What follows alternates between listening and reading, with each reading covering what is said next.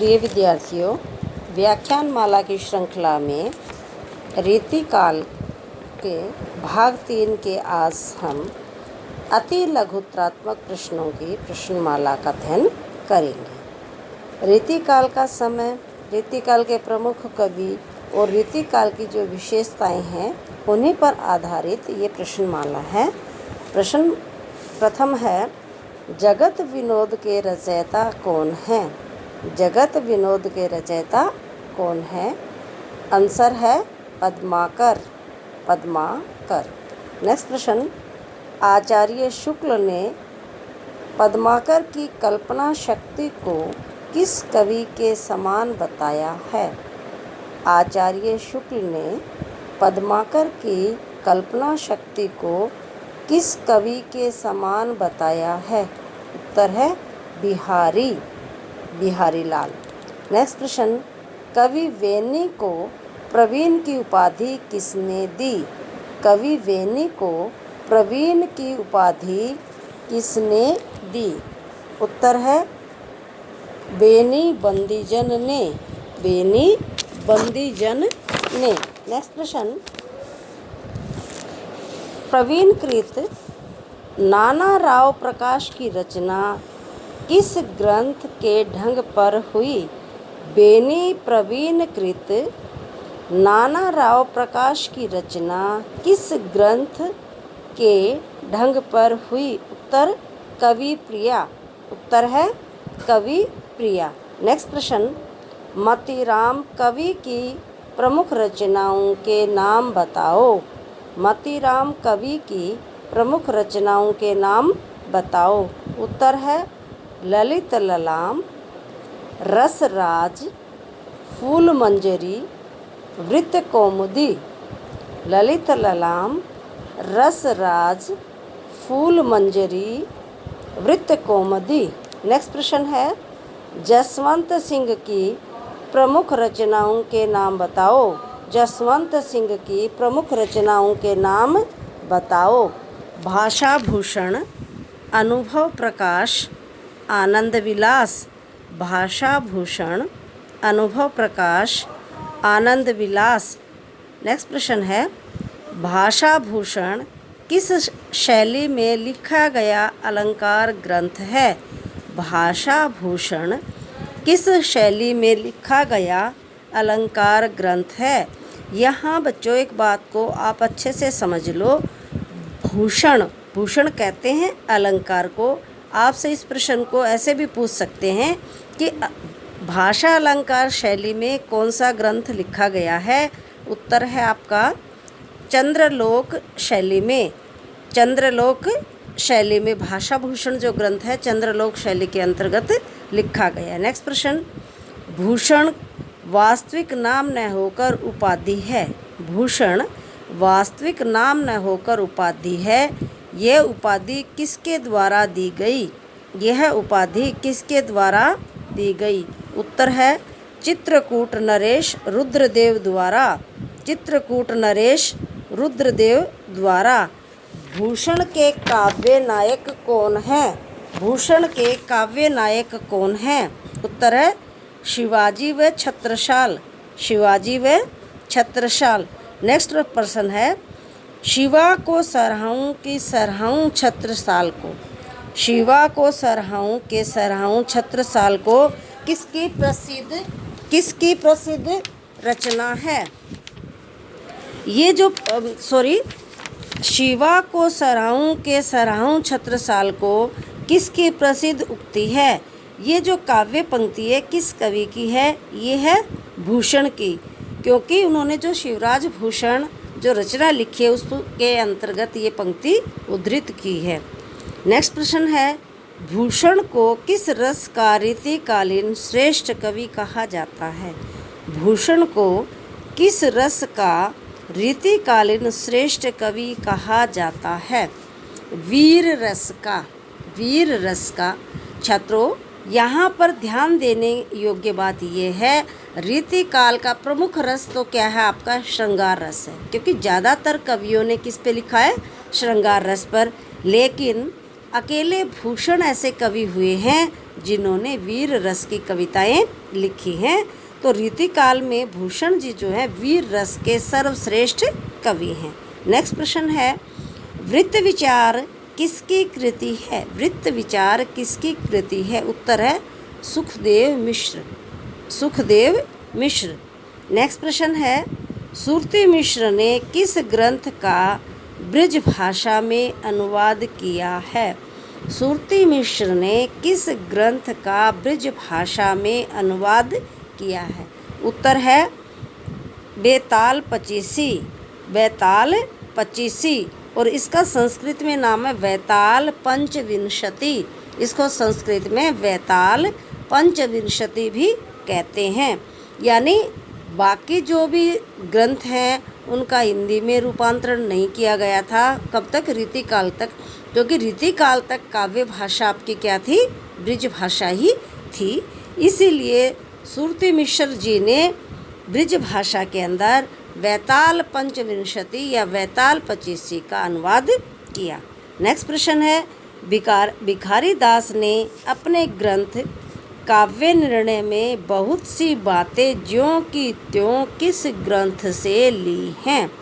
भिखारी दास ने अपने ग्रंथ काव्य, यानी जो बिहारी दास ने अपना ग्रंथ लिखा है काव्य निर्णय के अंदर, कौन सी बातें ज्यों की त्यों कौन से ग्रंथ से ली हैं? उत्तर है काव्य सरोज से।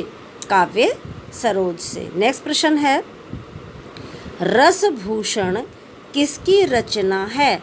रसभूषण किसकी रचना है? उत्तर है माकूब खां की। माकूब खां।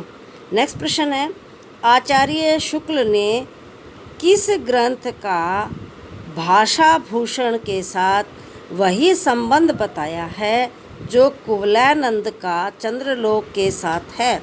जो कुवलयानंद का चंद्रलोक के साथ है। अब यहाँ पर आचार्य शुक्ल ने दो ग्रंथों का आपस में संबंध बताया है। भाषा भूषण आपको पता है किसकी रचना है? भूषण कवि की। और वही संबंध कुवलयानंद का चंद्रलोक से बताया है। और किसके साथ है ये? अलंकार रत्नाकर। अलंकार रत्नाकर। नेक्स्ट प्रश्न, इसमें तो रस के ऐसे छींटे पड़ते हैं जिनसे हृदय कलिका थोड़ी देर के लिए खिल उठती है। इसमें तो रस के ऐसे छींटे पड़ते हैं जिनसे हृदय कलिका थोड़ी देर के लिए खिल उठती है। रामचंद्र शुक्ल का ये कथन किस काव्य रूप के विषय में है? यानी आचार्य शुक्ल ने ये किसके काव्य रूप के विषय में लिखा है? किसके विषय में ये बात कही है? उत्तर है मुक्तक काव्य के विषय में। मुक्तक काव्य के विषय में। नेक्स्ट प्रश्न है, यदि प्रबंध काव्य एक विस्तृत वंशस्थली है, यदि प्रबंध काव्य एक विस्तृत वंशस्थली है तो मुक्तक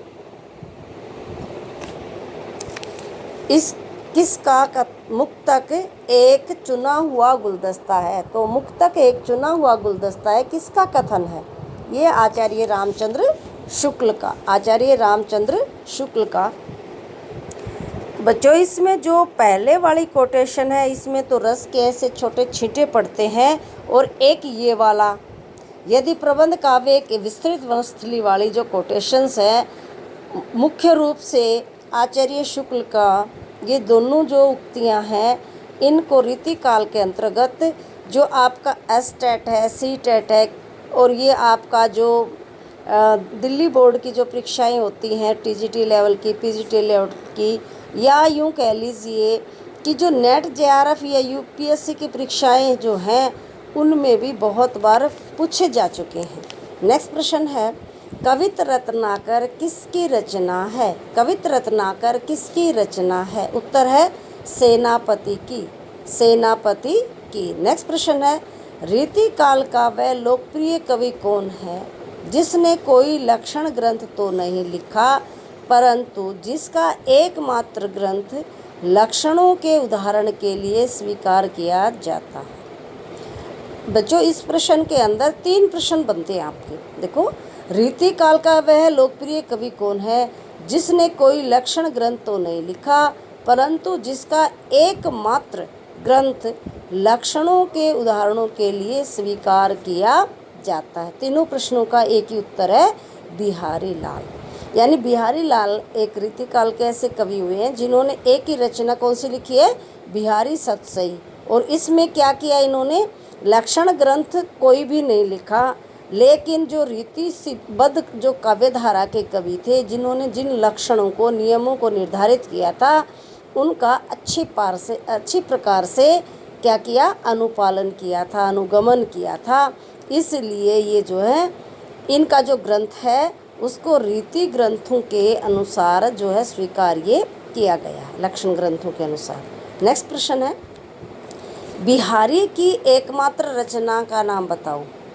आपसे ये भी पूछ सकते हैं कि बिहारी की एकमात्र रचना कौन सी है, बिहारी सतसई। और इसी प्रकार से देखो इस प्रश्न का उत्तर पहले वाले प्रश्न में भी आ लिया है कि ऐसा एकमात्र कवि कौन है जिसने सिर्फ एक रचना की रचना की या एक कृति लिखी और उसको जो है रीतिकाल के अंदर विशेष स्थान दिया गया है, स्थान मिला है। उत्तर है बिहारी सतसई। बिहारी सतसई में दोहों की संख्या कितनी है? बिहारी सतसई के अंदर सिर्फ बिहारी जी ने दोहे लिखे हैं और पूछा है कि दोहों की संख्या कितनी है। यहाँ आपको मैं स्पष्ट कर देती हूँ कि जो मुख्य विद्वान हैं वो बिहारी की जो सतसई है उसमें दोहों की संख्या 726 मानते हैं, 726। लेकिन कई जो राइटर हैं, लेखक हैं, उन्होंने उनकी संख्या जो लगभग दे दी, लगभग 713 से 726। अब आपके सामने एक समस्या खड़ी हो गई कि दो आंसर तो एक प्रश्न के हो नहीं सकते, तो इसका समाधान आपको मैं बताती हूँ कि वहाँ पर ये दोनों संख्याएं आपको ऑप्शन में नहीं मिलेंगी। अगर 713 दे रखा है और 726 नहीं है तो आपने 713 ही लिखना है। अगर 726 है, 13 नहीं है, वहाँ पर आपने 726 लिखना है। अगर गलती से कोई ऐसा पेपर सेटर भी आ जाए जिसमें दोनों सन दे दिए जाएं तो आप निश्चिंत होकर के 726 लिखना, क्योंकि जितने प्रमुख रचनाकार हैं या साहित्यकारों ने जो अपने साहित्य के ग्रंथ लिखे हैं उनमें बिहारी के दोहों की संख्या जो है 726 ही बताई है। टीकाओं के आधार पर रामचरितमानस के बाद सर्वाधिक लोकप्रिय पुस्तक कौन सी मानी जाती है? टीकाओं के आधार पर रामचरितमानस के बाद सर्वाधिक लोकप्रिय पुस्तक कौन सी मानी जाती है? उत्तर है बिहारी सतसई। अब आपको ये पता है कि रामचरितमानस भक्ति काल की राम काव्य धारा की सर्वश्रेष्ठ कृति है, या यूँ कहें कि भक्ति काव्य धारा में अच्छी रचनाओं के अंदर, शिरोमणि रचनाओं के अंदर उनकी गिनती होती है। और बिहारी सतसई की रीतिकालीन कवियों में सर्वश्रेष्ठ रचना को माना गया। किसके बराबर? रामचरितमानस के बराबर उसकी जो है कवियों ने तुलना की है। नेक्स्ट प्रश्न है, रीतिकालीन मुक्तक परंपरा के श्रेष्ठ कवि कौन है? रीतिकालीन मुक्तक परंपरा के श्रेष्ठ कवि कौन हैं? उत्तर है बिहारी लाल, बिहारी लाल। नेक्स्ट प्रश्न है, किसके अनुरूप या किसके अनुसार यूरोप में बिहारी सतसई के समान कोई रचना नहीं है? किसके अनुसार यूरोप में बिहारी सतसई के समान कोई रचना नहीं है? उत्तर है डॉक्टर जॉर्ज ग्रियर्सन के अनुसार, डॉक्टर जॉर्ज ग्रियर्सन के अनुसार। नेक्स्ट प्रश्न है, रीतिकाल में राष्ट्रीय कवि कौन है? रीतिकाल में राष्ट्रीय कवि कौन है? आपका उत्तर होगा भूषण। राष्ट्रीय कवि कौन होता है? जो राष्ट्र के लिए कविताएं लिखता है, जो अपने देश के लिए कविताएं लिखता है। अभी बच्चों आपको मैंने आधुनिक काल में जो आपकी वैदिककालीन काव्यधारा है उसमें राष्ट्रीय काव्यधारा के जो कवि हैं कौन है? मैथिली शरण गुप्त, सुभद्रा कुमारी चौहान, माखनलाल चतुर्वेदी, इन कवियों के जो नाम बताए थे वे आधुनिक काल के राष्ट्रीय कवि हैं। और रीतिकाल के जो राष्ट्रीय कवि हैं या राष्ट्र के कवि के नाम से जिनको जाना जाता है कौन है? भूषण।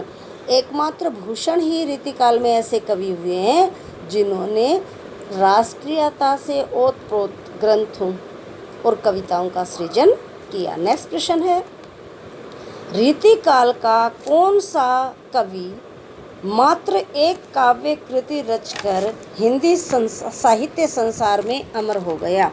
यानी रीतिकाल का कौन सा कवि एकमात्र ऐसी काव्य कृति रचकर हिंदी साहित्य संसार में अमर हो गया? ये प्रश्न पहले भी आ चुका है, सिर्फ इसमें शब्दों का जो है हेर फेर है, उत्तर वही रहेगा, बिहारी लाल।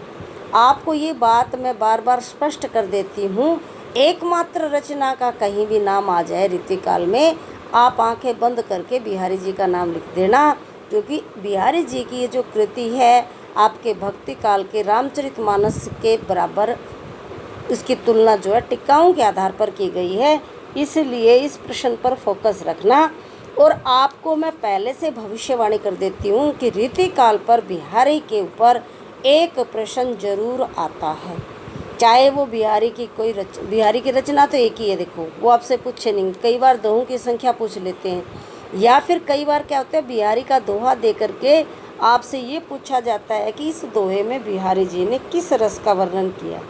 तो बिहारी जी की जो विद्वता है अनोखी है, अनूठी है, वो एक चीज़ पे नहीं लिखते, उन्होंने संयोग पर भी लिखा है, वियोग पर भी, प्रकृति पर भी, नीति पर भी, नियम पर भी, समाज का भी कुछ कहीं कहीं उन्होंने वर्णन कर दिया है। तो इसलिए उसका उन्होंने भक्ति के दोहे भी लिखे हैं, तो वहाँ पर आपने अध्ययन करके ये करना है कि ये किससे संबंधित दोहा है। या ये बहुत सारे दोहे दे दिए जाएंगे, मान लो 5 कवियों के दोहे दे दिए, इधर 4 कवि दे दिए, उनका आपस में मिलान करवाना है, तो आपने ये छांटना है कि ये दोहा जो है बिहारी का है, ये रसखान की पंक्ति है, ये केशवदास की है, ये मोतीराम की है, ये रहीम की है, या और किसी कवि की। तो इन चीज़ों का आपने बार बार अध्ययन करना है। नेक्स्ट प्रश्न है, रामचंद्रिका का प्रणयन किस ग्रंथ के प्रति स्पर्धावश किया गया? रामचंद्रिका का प्रणयन किस ग्रंथ के प्रति स्पर्धावश किया गया था? उत्तर है रामचरितमानस। रामचरितमानस प्रणयन करते हैं कि उसकी रचना क्यों की है, रचना प्रणयन करना, सृजन करना। नेक्स्ट प्रश्न है, रामचंद्रिका का मूल आधार क्या है? रामचंद्रिका का मूल आधार क्या है? उत्तर है वाल्मीकि रामायण। वाल्मीकि रामायण, क्योंकि आपको पता है कि रामायण तो अब 16-17 प्रकार की लिखी गई है अलग अलग भाषाओं में, लेकिन मूल रूप से वाल्मीकि रामायण ही हमारा प्रथम महाकाव्य है रामायण के अंतर्गत। इसलिए केशवदास जी ने जो रामचंद्रिका लिखी है उसकी विषय वस्तु या उसका आधार क्या बनाया है? वाल्मीकि रामायण। नेक्स्ट प्रश्न है, रीतिकाल में किस ग्रंथ की सर्वाधिक टीकाएं लिखी गई? रीतिकाल में किस ग्रंथ की सर्वाधिक टीकाएं लिखी गई हैं? उत्तर है बिहारी सतसई। नेक्स्ट प्रश्न है, बिहारी सतसई पर किसका प्रभाव माना जाता है? बिहारी सतसई पर किसका प्रभाव माना जाता है? उत्तर है गाहा सतसती, गाहा सतसई, अमरूक शतक, आर्य सप्तशती, आर्य सप्तशती। यानी इन 3 रचनाओं का प्रभाव जो है बिहारी की रचनाओं में देखा जाता है। क्या है?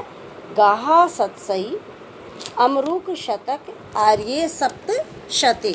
नेक्स्ट प्रश्न है आपका, रीति मुक्त कवियों में सर्वप्रधान कवि कौन है? रीति मुक्त कवियों में सर्वप्रधान कवि कौन है? उत्तर है घनानंद। उत्तर है घनानंद। आपको पता है कि रीति मुक्त काव्य धारा जो है 3 प्रकार की, पहले रीतिबद्ध, फिर रीति सिद्ध और फिर रीति मुक्त। रीति मुक्त काव्य धारा का नाम आते ही सबसे पहले नाम आता है घनानंद जी का। नेक्स्ट प्रश्न है, रामचंद्रिका किस दृष्टि से अनूठी कृति है? रामचंद्रिका जो है किस दृष्टि से अनूठी अनुपम कृति है? उत्तर है संवाद शैली। संवाद शैली, डायलॉग सिस्टम जो है या डायलॉग मेथड जो है रामचंद्रिका का अलग है। नेक्स्ट प्रश्न है, मतीराम की भाषा का रूप है। मतीराम की भाषा का रूप है साहित्यिक ब्रिज भाषा। साहित्यिक ब्रिज भाषा। देखो बच्चों, सभी कवियों ने ब्रिज भाषा तो लिखी है, लेकिन यहाँ पर मतीराम की भाषा विशेष रूप में कि जो साहित्यिक भाषा है, साहित्य जिस भाषा में लिखा जाता है उसी भाषा को इन्होंने अपने रचनाओं के सृजन में प्रयोग किया है। नेक्स्ट प्रश्न है, रीतिकालीन कवि रीति परंपरा से पूर्णतः भिन्न है। यानी रीतिकालीन कवि है, लेकिन जो रीति परंपरा है उससे एकदम भिन्न है, अलग से अपने साहित्य की रचना करता, अपने रचनाओं का सृजन करता। वह कवि कौन सा है? भूषण। कौन है? भूषण।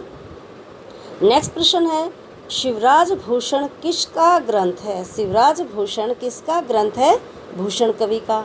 नेक्स्ट प्रश्न है, रीतिकाल का वह कौन सा कवि है जो साधारण कोटि का कवि होते हुए भी अपनी वीर रस की कविता से हिंदी संसार में अमर हो गया?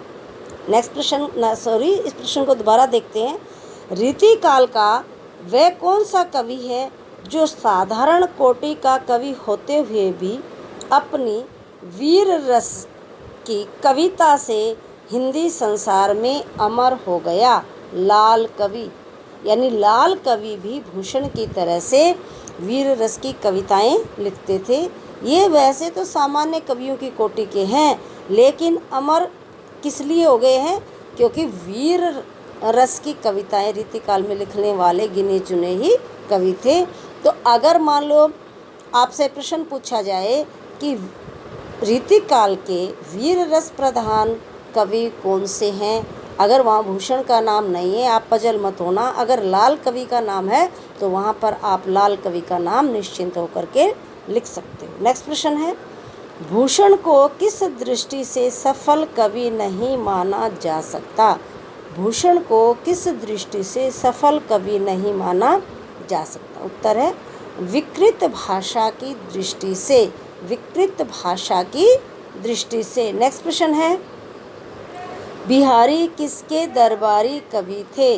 बिहारी किसके दरबारी कवि थे? उत्तर है जयपुर नरेश जयसिंह। जयपुर नरेश जयसिंह। नेक्स्ट प्रश्न है, बिहारी सतसई पर फिरंगे सतसई नामक फारसी में टीका किसने लिखी है? बिहारी सतसई पर फिरंगे सतसई नामक फारसी में टीका किसने लिखी है? उत्तर है आनंदी लाल शर्मा जोशी। आनंदी लाल शर्मा जोशी। नेक्स्ट प्रश्न है, बिहारी सतसई किस प्रकार की रचना है? बिहारी सतसई किस प्रकार की रचना है? उत्तर है श्रृंगार प्रधान।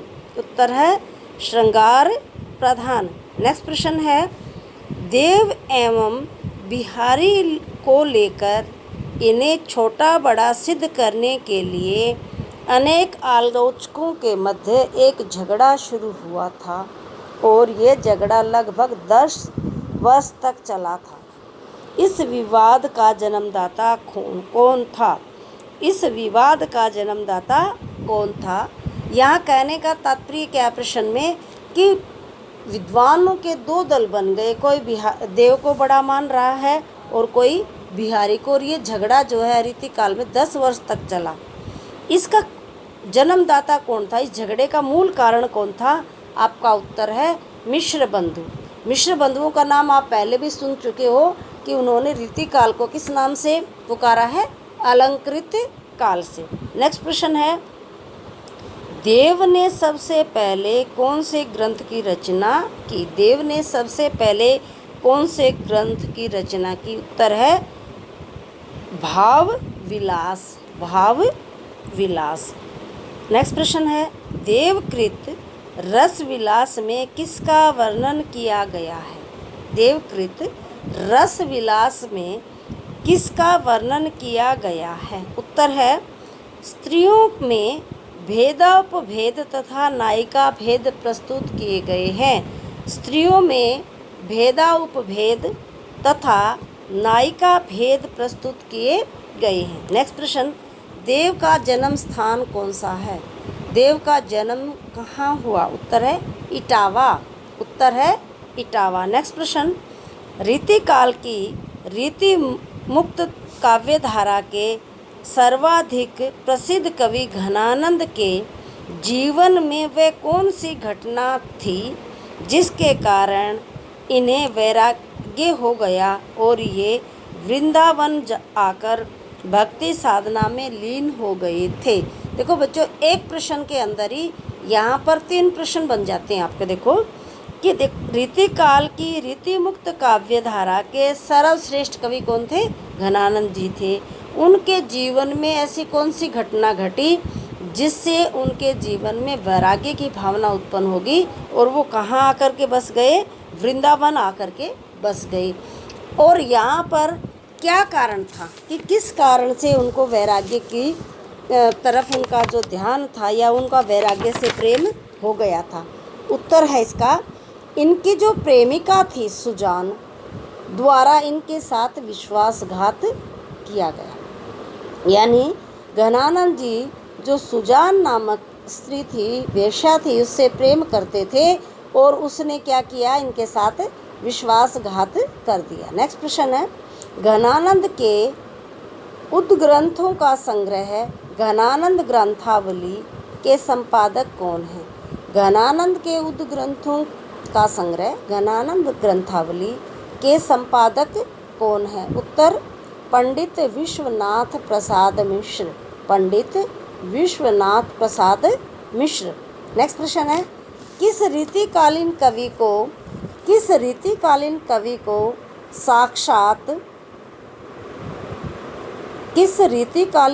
को रस का साक्षात अवतार माना जाता है? रस का साक्षात अवतार माना जाता है? उत्तर है घनानंद। ये आपका विशेष प्रश्न बनता है, रस का साक्षात अवतार जिसे माना जाता है? घनानंद जी को। नेक्स्ट प्रश्न है, घनानंद की सर्वाधिक प्रसिद्धि ग्रंथ कौन सा है? किसके कारण हुआ? यानी घनानंद जी ने और भी बहुत सारी रचनाएं लिखी है, लेकिन उनकी सबसे प्रसिद्ध रचना है सुजान सागर। नेक्स्ट प्रश्न है, किस रीतिकालीन कवि को कविराज शिरोमणि की पदवी प्रदान की गई थी? किस रीतिकालीन कवि को कविराज शिरोमणि की पदवी प्रदान की गई थी? उत्तर है पद्माकर। उत्तर क्या है? पद्माकर। और पद्माकर जी भी रीति मुक्त काव्यधारा के कवि हैं। रीति मुक्त काव्यधारा के कवि हैं। नेक्स्ट प्रश्न है, पद्माकर की अंतिम प्रसिद्ध रचना कौन सी है? पद्माकर जी की अंतिम प्रसिद्ध रचना कौन सी है? गंगा लहरी। नेक्स्ट प्रश्न है, पद्माकर रचित कौन सा ग्रंथ काव्य रसिकों और नए कवियों में बहुत समय तक चर्चित रहा था? रसिकों और नए कवियों में बहुत समय तक चर्चित रहा था। उत्तर है जगत विनोद।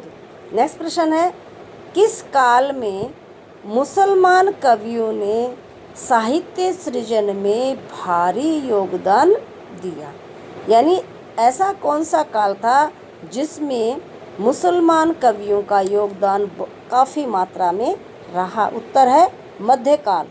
यानी रीतिकाल के अंदर मुस्लिम कवियों ने बहुत से साहित्य का सृजन किया। नेक्स्ट है, प्रेम चिंगारी किस मुसलमान कवि द्वारा रचित कृति है? प्रेम चिंगारी किस मुसलमान कवि द्वारा रचित कृति है? उत्तर है नजफ अली।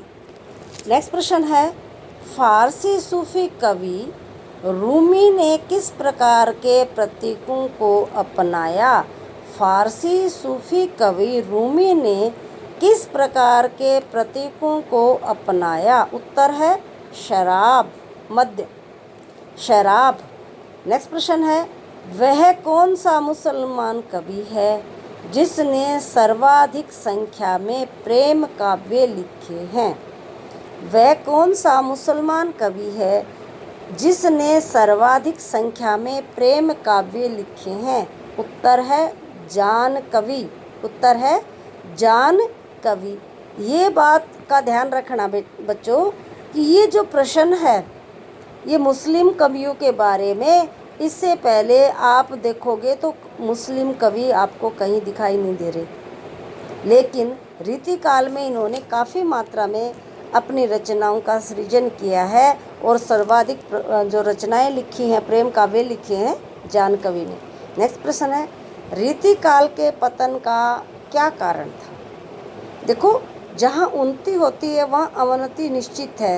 ये बात अलग है कि कितने समय के बाद उनका पतन होना शुरू होता है। तो यहाँ पर यही बात आपसे पूछी जा रही है कि उनके पतन का मुख्य कारण क्या था। उनका जो विशेष कारण था, प्रमुख कारण था, वह ये था लोक मंगल की भावना का अभाव। रीतिकालीन कवियों की तो दो ही विशेषताएं थी, क्या नक्षिक वर्णन में लगे रहे या राजाओं का यशोगान गाने में लगे रहे।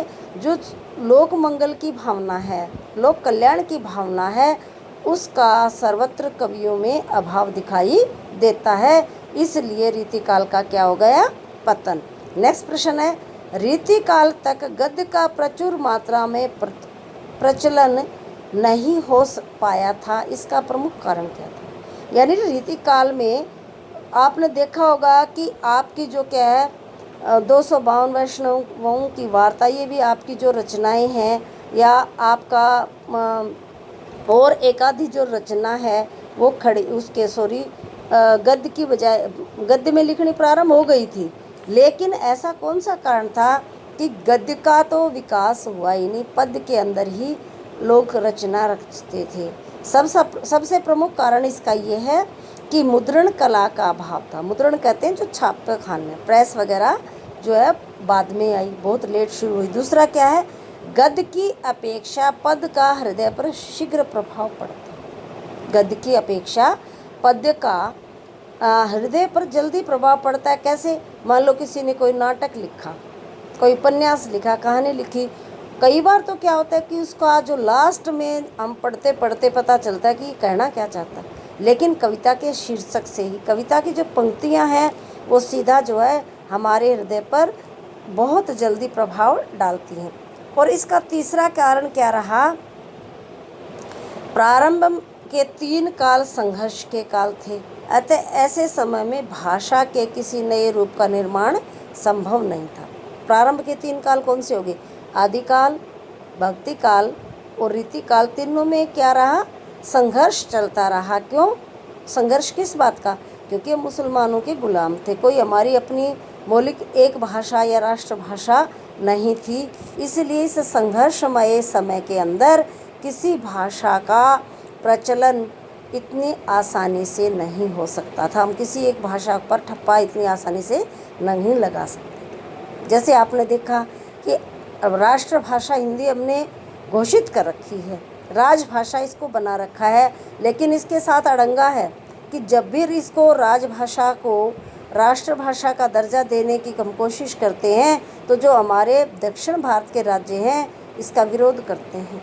इसलिए यहाँ पर दोनों परिपाटियाँ हैं, 3 तरह से भाषा कि जहाँ पर दोनों भाषाएं चलती है तो दोनों भाषाओं को मान्यता है, कहीं एक भाषा को भी है। और कुछ राज्य ऐसे हैं जो मिजोरम, मणिपुर, नागालैंड वगैरह हैं जहाँ सिर्फ अंग्रेजी में ही काम होता है, वहाँ ना दक्षिण की भाषाएं चलती है ना ही राष्ट्रभाषा हिंदी चलती है।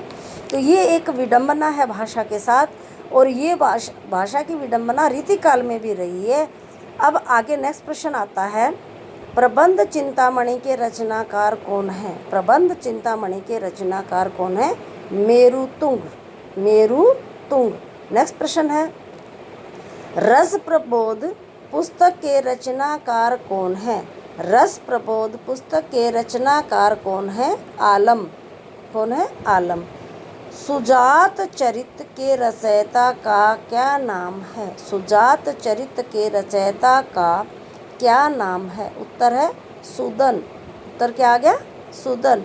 नेक्स्ट प्रश्न है, विष्णु विलास किस कवि की रचना है? विष्णु विलास किस कवि की रचना है? उत्तर है लाल कवि।